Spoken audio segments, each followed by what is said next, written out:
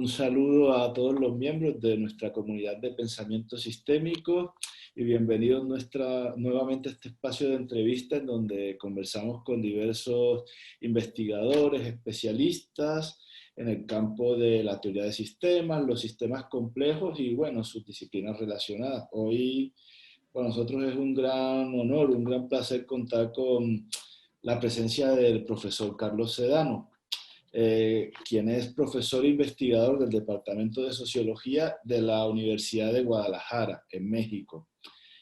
Carlos es sociólogo, es interventor institucional, editor y experto en diversas orientaciones teóricas en la disciplina de la sociología.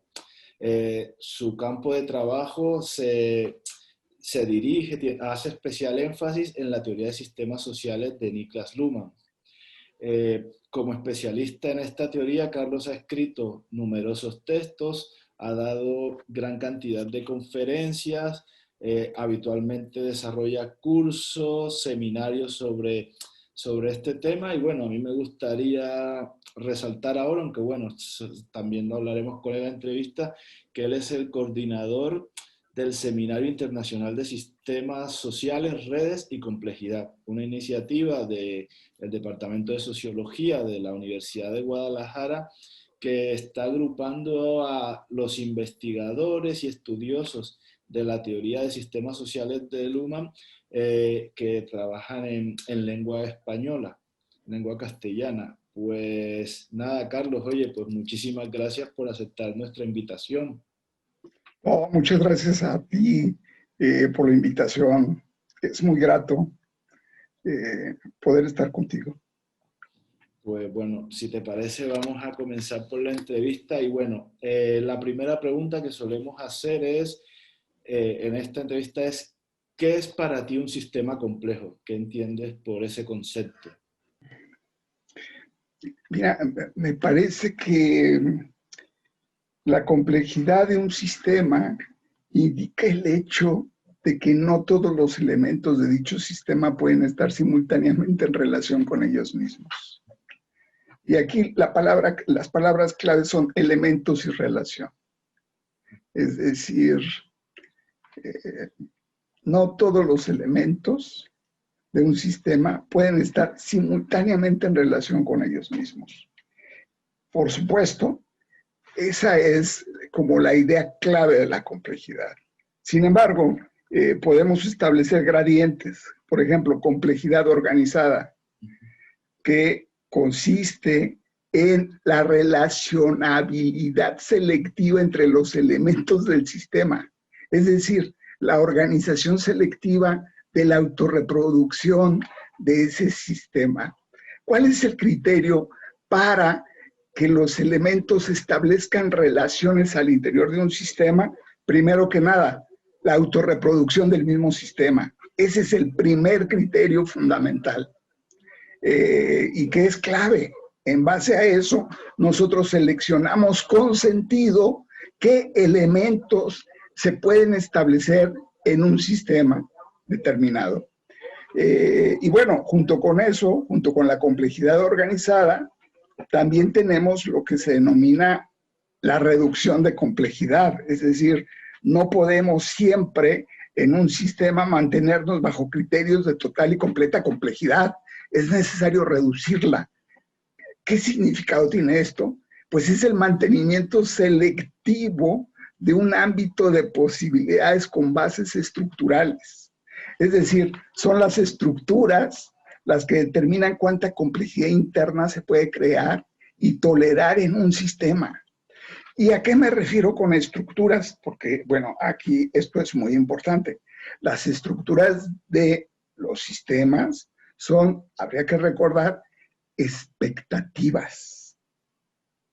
Expectativas, como diríamos, ¿cuáles? Expectativas como las personas, expectativas como los roles, expectativas como los programas que contienen las organizaciones, expectativas como los códigos o los valores. Son estas estructuras las que mantienen también selectividad junto con la autorreproducción del mismo sistema. Un sistema complejo, entonces, estaría compuesto de estos tres criterios básicos, ¿verdad? Muy interesante esta definición que nos planteas, Carlos, que proviene, bueno, del ámbito sociológico y en donde se ve, bueno, la profundidad de tu trabajo y de tu análisis sobre la teoría lumaniana, bueno, de la que hablaremos en unos minutitos. Carlos, un poco por curiosidad, ¿nos podrías explicar por qué te interesaste en este campo del estudio de los sistemas complejos y cómo, un poco cómo fue tu acercamiento pues, a la teoría de sistemas, a la teoría de sistemas sociales de Luhmann? Así un poco como tu trayectoria vital, bueno, intelectual al respecto. Fíjate que tuve la fortuna de conocer personalmente al profesor Luhmann allá por el año 91, cuando vino a México a presentar su libro Sistemas Sociales. Él se presentó durante toda una semana dando un curso sobre su libro Sistemas Sociales, publicado en ese año, y fue extraordinario el contacto. Fue extraordinario porque el profesor Luhmann, además, es una de estas personas, o era una de estas personas, con una presencia notable. Siempre estuvo a las 10 de la mañana durante esa semana y concluyó a las 2 de la tarde con un breve receso de 15 minutos. Su puntualidad era extraordinaria. Empezábamos justo a las 10 y concluíamos, ojo, justo a las 2. Es decir, eran las 2 y concluía. Eso te da una idea de algo, te da una idea de cierto sentido. Durante 5 días de la semana estuvimos tomando el curso con el mismo profesor Luhmann de su texto Sistemas Sociales. Y en las tardes, de 4 a 8, recorrió las principales universidades de la Ciudad de México.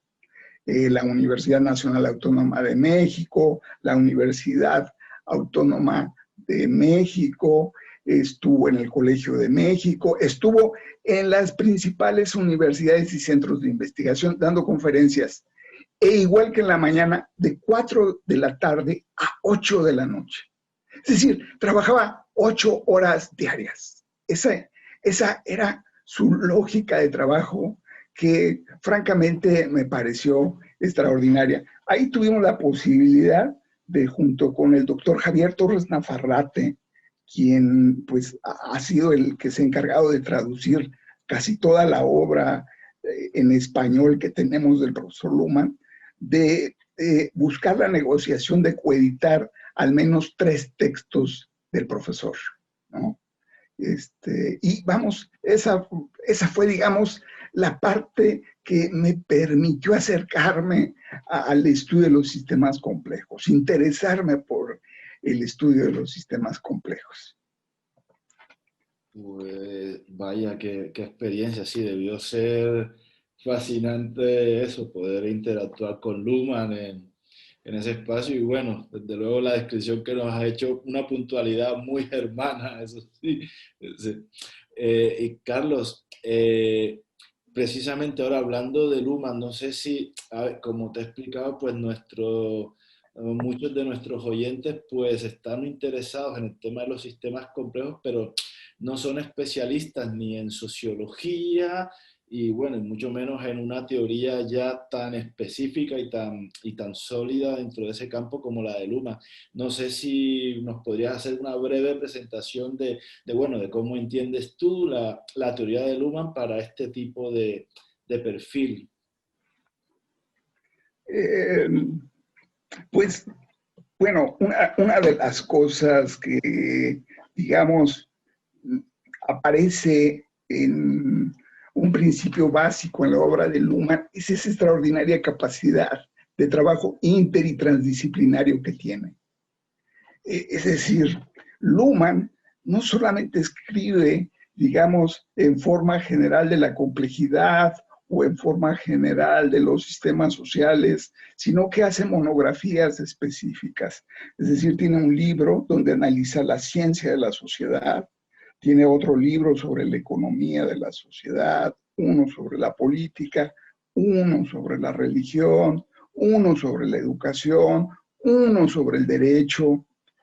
Y es sorprendente ver la utilización de conceptos claves que atraviesan todos sus textos. De tal manera que cuando trabajas con la obra de Luhmann, estás trabajando principalmente con múltiples sistemas sociales. Es decir, y precisamente su teoría y su metodología es una teoría o metodología que te permite trabajar diversas áreas utilizando el mismo modelaje metodológico y teórico. Para los sociólogos y para muchos investigadores, es común que hagamos estudios de diferentes áreas, ¿no? Cuando te preguntan qué es la sociología y tú dices, pues es el estudio de la sociedad, pues la sociedad tiene muchos ámbitos, ¿verdad? Tiene la familia, tiene la religión, tiene la economía, tiene la política. Y cuando haces una investigación de alguno de estos campos, te lleva demasiado tiempo conocer los antecedentes, conocer los métodos que hay y las teorías que se han generado en cada uno de estos campos. De ahí que exista ahora en sociología la especialización.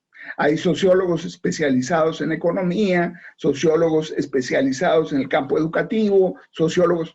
Vamos, como que regresamos otra vez a las clásicas disciplinas. Luhmann, al contrario de eso, lo que tiene es esta capacidad de, con su mismo modelo teórico y metodológico, trabajar distintos ámbitos y sistemas, desde la familia hasta la ciencia.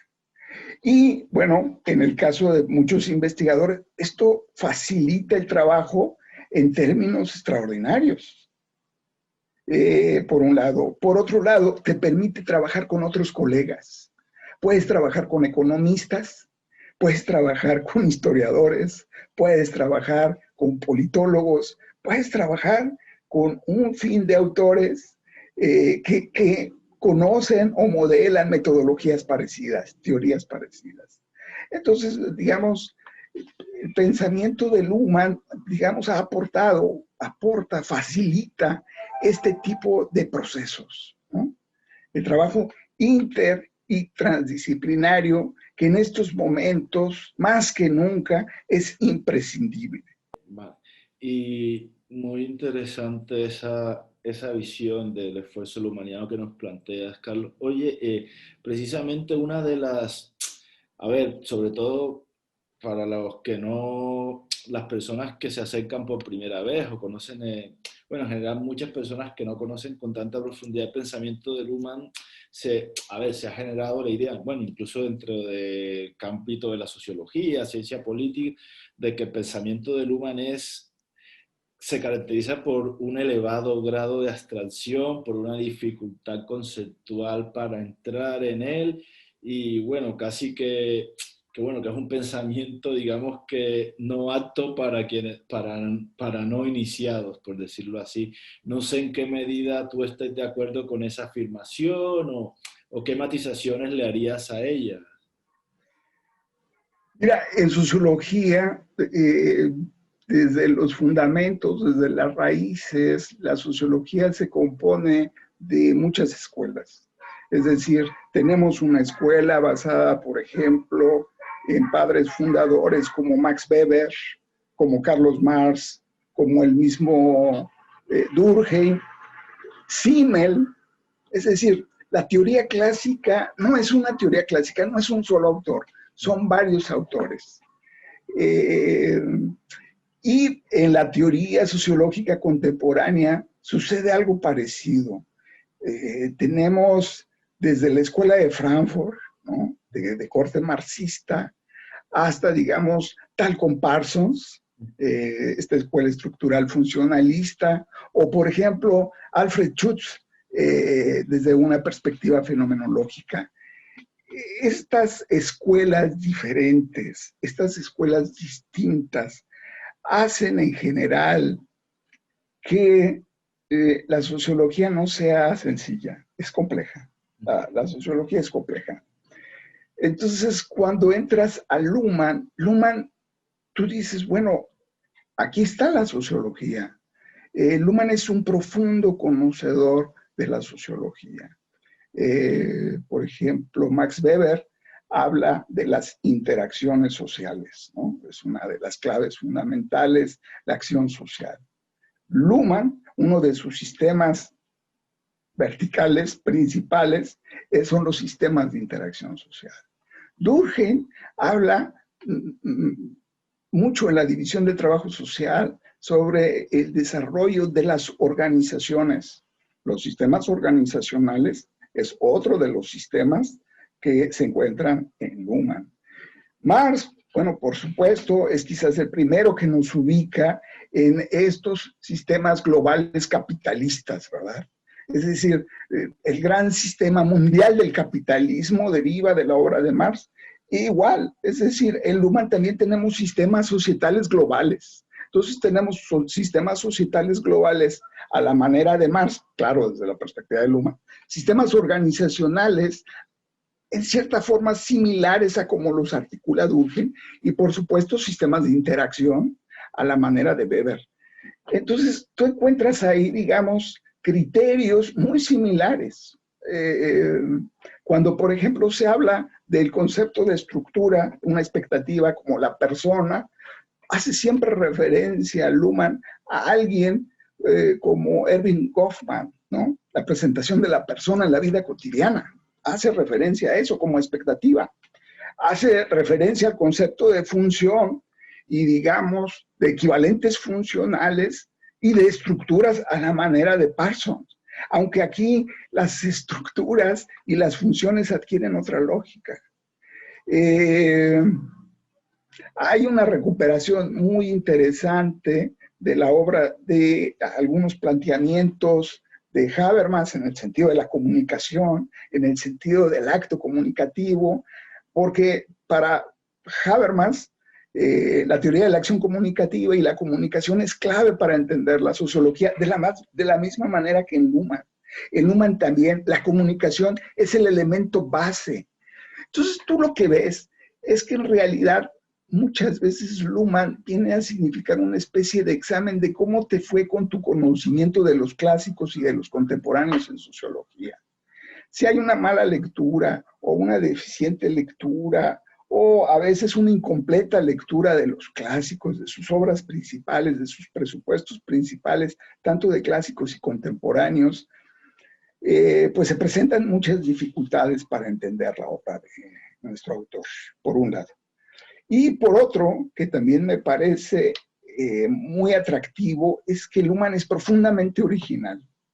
La articulación y la lógica que utiliza es muy diferente a la de los sociólogos clásicos y contemporáneos. Es cuestión, por supuesto, de entender esta articulación diferente que hace Luhmann, ¿no? Pero de ahí en más, Luhmann, por supuesto que es comprensible, por supuesto que es muy fácil. Una vez que entiendes esta lógica y esta articulación, y entiendes las raíces de las que proviene, ¿no? Yo te diría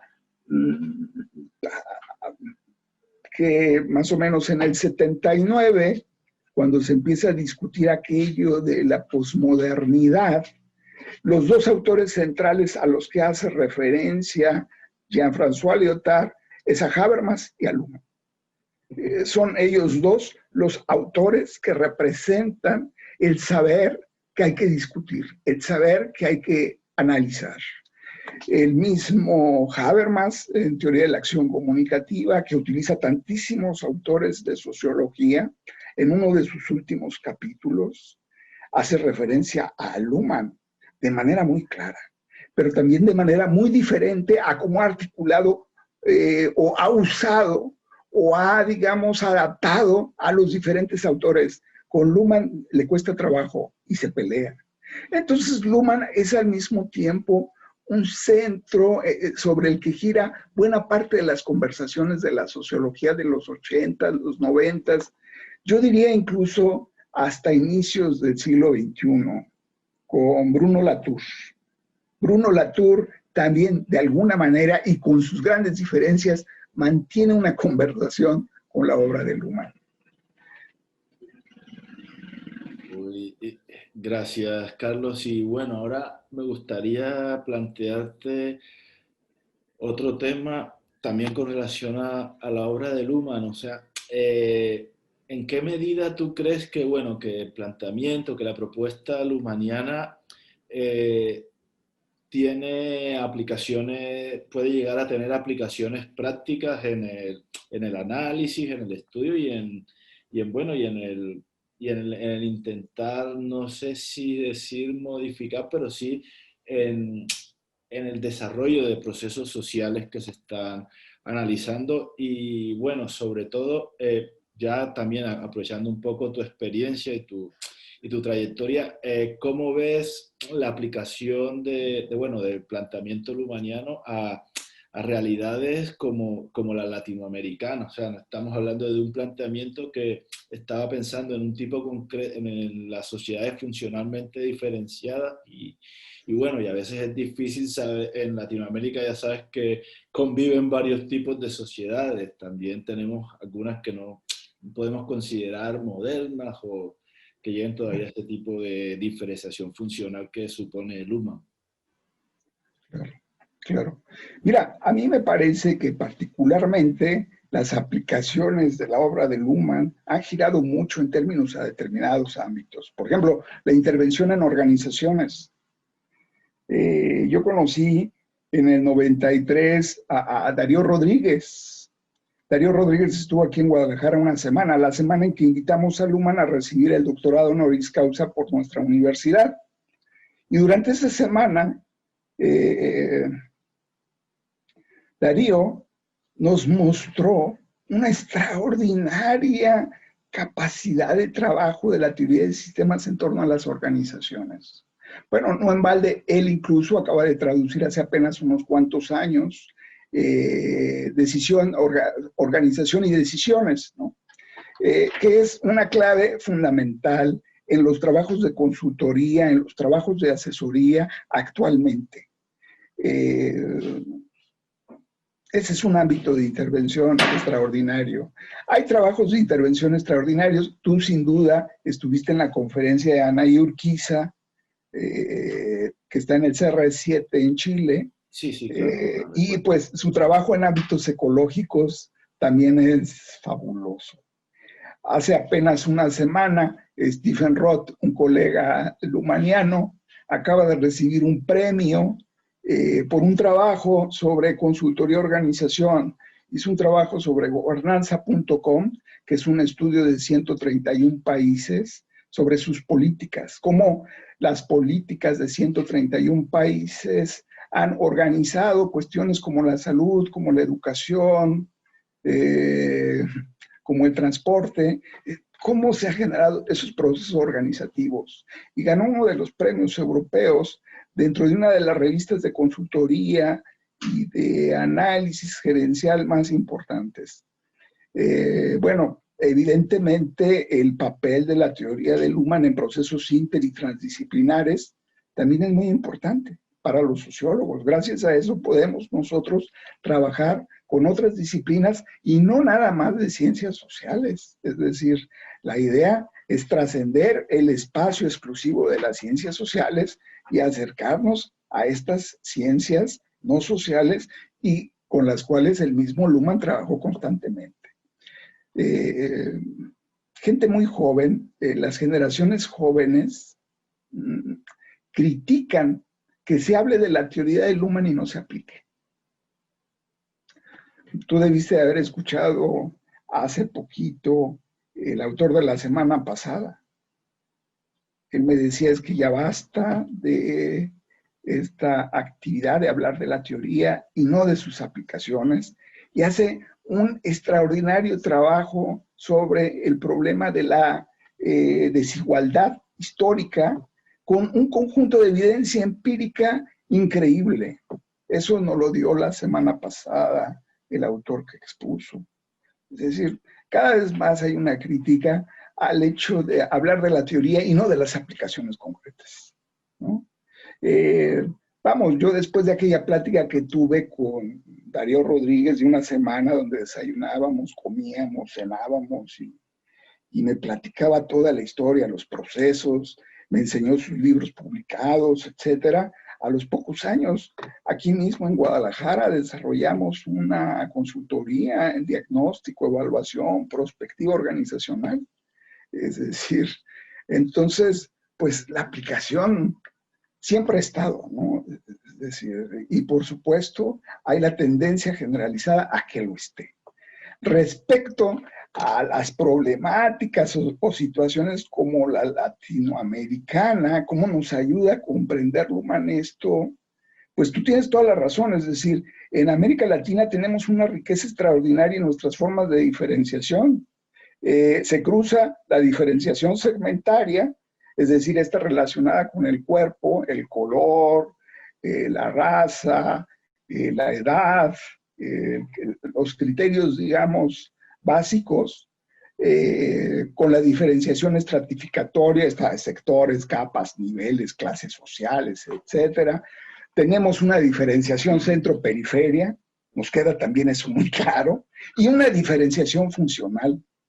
La Universidad de Guadalajara tiene centros regionales. Tenemos un centro regional en Colotlán, y ese centro regional de Colotlán tiene o trabaja con comunidades wixárikas, comunidades huicholas, que mantienen todavía formas de diferenciación segmentaria, estratificatoria, centro-periférica y funcional al mismo tiempo. Muchos de esas comunidades indígenas que están en Jalisco han ido a Europa, han hecho doctorados en Alemania, han estudiado a Luhmann y ahora dan clases y generan proyectos de antropología en, en la zona, digamos, del Nayar y de Jalisco, donde se encuentran las comunidades wixárikas, donde se encuentra la sociedad wixárika, reconociendo estas distinciones. Y claro, esta extraordinaria riqueza nos permite no limitarnos a una simple forma de diferenciación. Estamos claros que combinamos todos estos elementos y a pesar de eso generamos y posibilitamos cambios y transformaciones en nuestra sociedad. A mí me parece muy afortunada, por ejemplo, las críticas hechas por Marcelo Neves con el concepto de autopoiesis, ¿verdad? En los sistemas, de que la manera en que se reproducen los sistemas son por sí mismos. En América Latina la política tiene mucho de corrupción económica y no se puede hablar simplemente de que se constituye por sí misma, como en otros estados, como en otros países, como en otras regiones. Aldo Mascareño ha hecho una extraordinaria crítica no sobre las diferenciaciones funcionales, sino sobre todo de las desdiferenciaciones funcionales que tenemos en América Latina.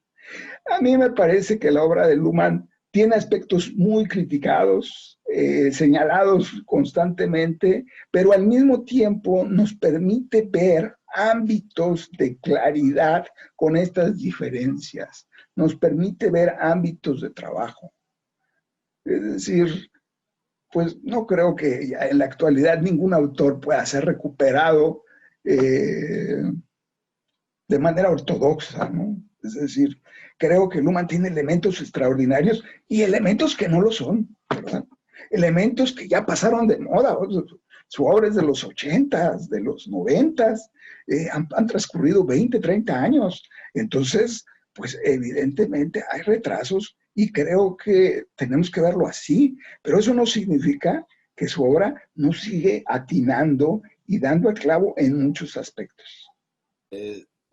Solo por hacerte una pequeña acotación, el autor de la semana, bueno, era Mauricio Casanova, hizo una interesante ponencia sobre desigualdad global y teoría de sistemas desde una aproximación histórica. Combinó ahí muy bien, hombre, un enfoque económico, o sea, una reflexión en torno a la economía, la historia, la sociología, una cosa muy interesante, ilustra muy bien esa idea de la capacidad de diálogo interdisciplinar que dijiste, creo que al principio de la entrevista, si no estoy mal.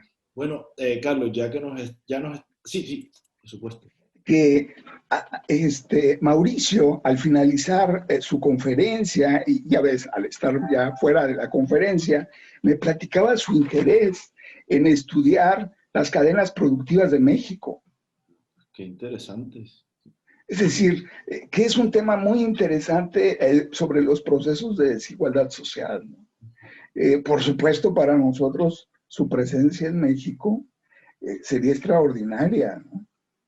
Pero bueno, este Sí, tipo, digamos, de seminarios te facilitan muchísimas cosas.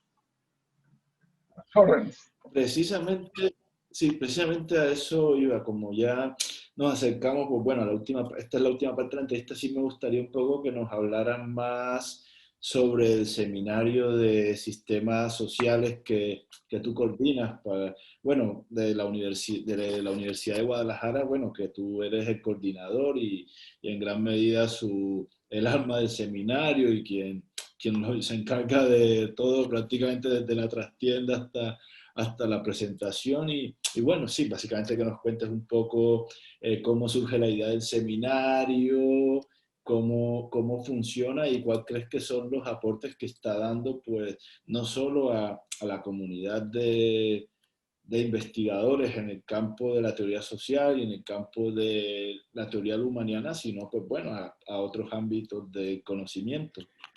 Bueno, fíjate, el seminario nace hace un par de años a idea de Jorge Ramírez, el jefe de departamento de sociología. Jorge un día nos pidió que nos reuniéramos a un desayuno para platicar.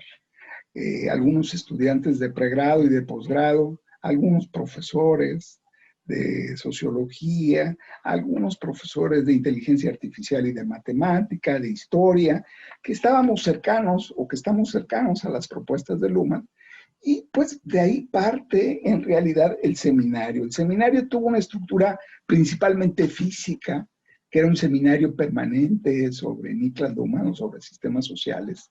Y ahí lo desarrollamos muy bien. Fue, digamos, un ámbito fundamental. Pero pues desafortunadamente se nos vino la pandemia y dejamos de vernos físicamente. Ese era el sentido de las reuniones del seminario, reunirnos en un aula, discutir algunos textos, algunos artículos, exponerlos, criticarnos, ver la posibilidad de publicaciones conjuntas, ver los trabajos que cada uno de nosotros estábamos haciendo. Ese era el sentido original del seminario. El año pasado yo tuve también la oportunidad de ir a Alemania en una estancia académica y tuve la fortuna de platicar en diversas universidades, en la Universidad de Hannover, en la Universidad de Bremen, con especialistas en la obra de Luhmann.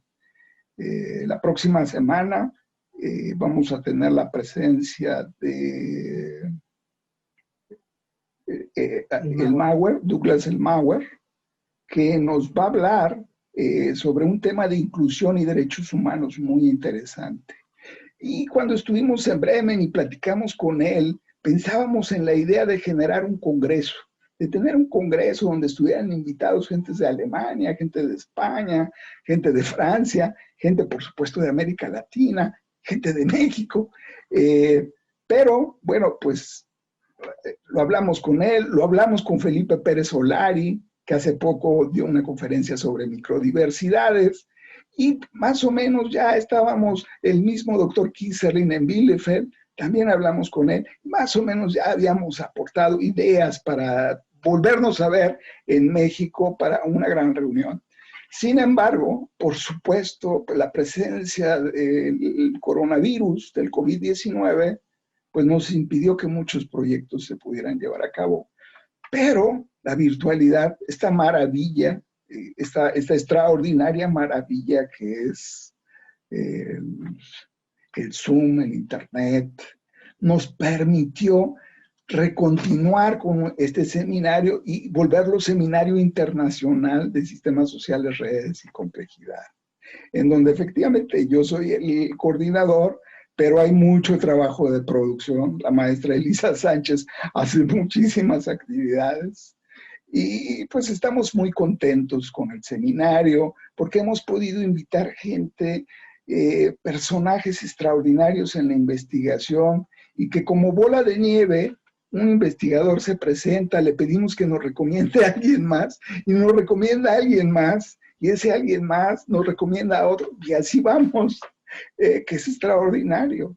Llevamos hasta ahora 20 sesiones, 19 sesiones en 2020 del seminario y para el 2021 tenemos programadas aproximadamente 30 sesiones ya a estas alturas.